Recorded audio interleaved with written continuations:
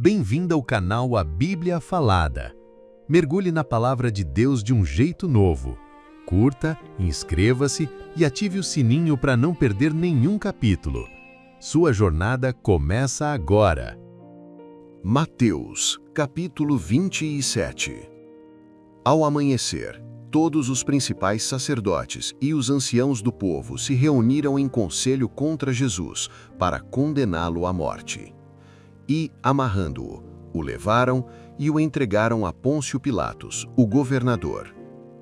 Então Judas, que o havia traído, vendo que Jesus fora condenado, arrependeu-se e devolveu as 30 moedas de prata aos principais sacerdotes e aos anciãos, dizendo: "Pequei, pois traí sangue inocente." Eles responderam: "Que nos importa? Isso é com você."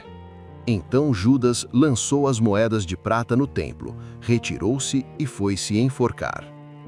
Os principais sacerdotes pegaram as moedas e disseram: "Não é permitido colocá-las no tesouro, porque são preço de sangue." E depois de se aconselharem, compraram com elas o campo do oleiro para a sepultura de estrangeiros. Por isso, aquele campo foi chamado até hoje de Campo de Sangue. Assim se cumpriu o que foi dito pelo profeta, que afirmou: "Tomaram as 30 moedas de prata, preço daquele que foi avaliado, a quem alguns dos filhos de Israel avaliaram, e as deram pelo campo do oleiro, conforme o Senhor me determinou." Jesus estava diante do governador, e este lhe perguntou: "Você é o rei dos judeus?" Jesus respondeu: "Você está dizendo isso." E sendo acusado pelos principais sacerdotes e pelos anciãos, não respondeu nada. Então Pilatos lhe disse: "Você não ouve quantas acusações fazem contra você?" Mas Jesus não respondeu uma única palavra, de modo que o governador ficou muito admirado. Ora, por ocasião da festa, o governador costumava soltar um preso escolhido pelo povo. Naquele tempo, havia um prisioneiro conhecido, chamado Barrabás. Estando eles reunidos, Pilatos perguntou: "Quem vocês querem que eu solte, Barrabás ou Jesus chamado Cristo?" Pois sabia que o haviam entregado por inveja. Enquanto ele estava sentado no tribunal, sua esposa lhe mandou dizer: "Não te envolvas com este justo, porque hoje sofri muito em sonho por causa dele." Mas os principais sacerdotes e os anciãos persuadiram a multidão a pedir Barrabás e a condenar Jesus. O governador perguntou: "Qual dos dois vocês querem que eu solte?" Eles responderam: "Barrabás." Pilatos lhes disse: "Então o que farei com Jesus, chamado Cristo?"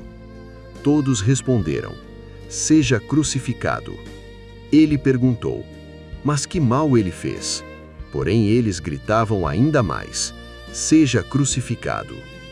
Vendo Pilatos que nada conseguia, e que, ao contrário, o tumulto aumentava, mandou trazer água, lavou as mãos diante da multidão e disse: "Sou inocente do sangue deste justo, a responsabilidade é de vocês." E todo o povo respondeu: "Que o sangue dele caia sobre nós e sobre nossos filhos." Então ele soltou Barrabás, e depois de mandar açoitar Jesus, o entregou para ser crucificado.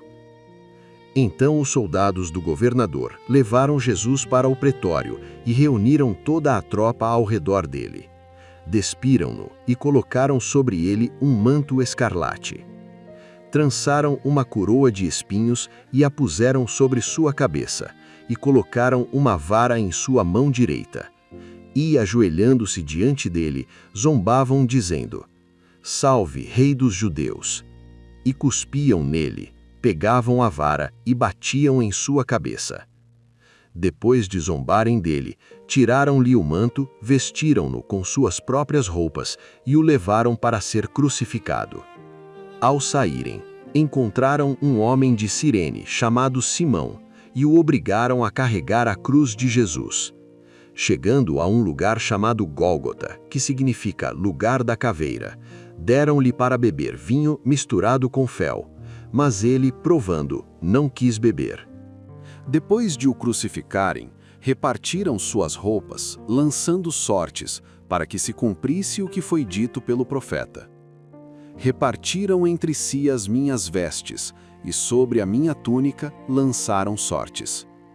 E sentados, o vigiavam ali. E acima de sua cabeça colocaram a acusação escrita: Este é Jesus, o Rei dos Judeus. Então foram crucificados com ele 2 ladrões, um à direita e outro à esquerda. Os que passavam o blasfemavam contra ele, balançando a cabeça e dizendo: Você que destrói o templo e o reconstrói em 3 dias, salve-se a si mesmo. Se é o Filho de Deus, desça da cruz.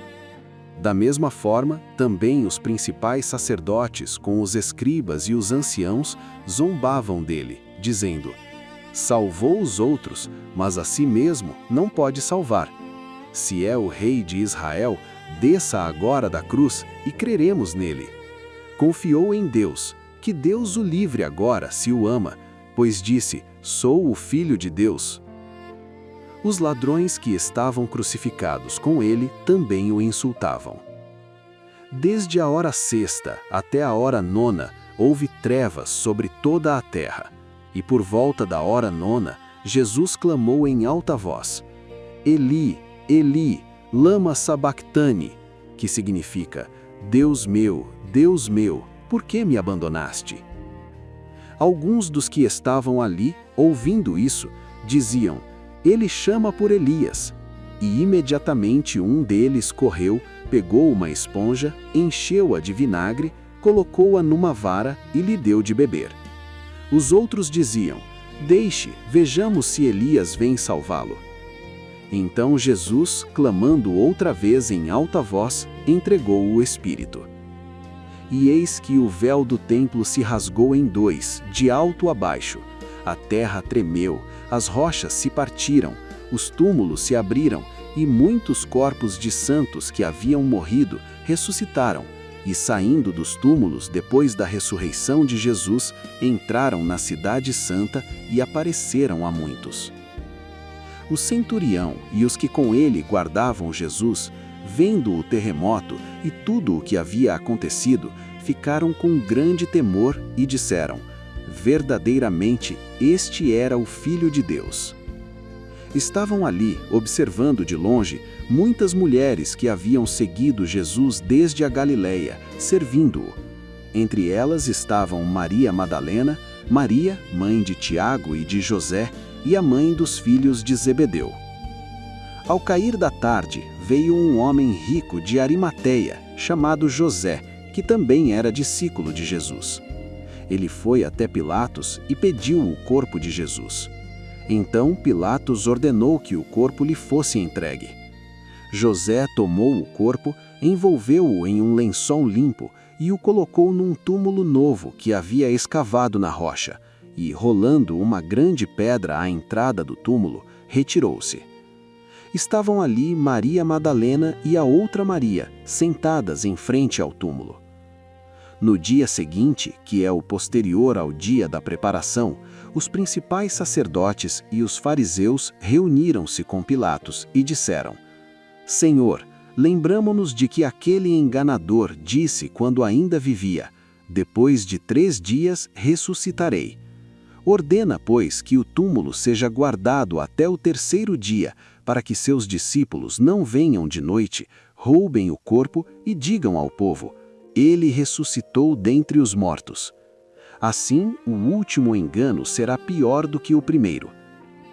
Pilatos lhes respondeu: Vocês têm uma guarda, vão e assegurem o túmulo como puderem. Eles foram, selaram a pedra e colocaram a guarda para vigiar o túmulo.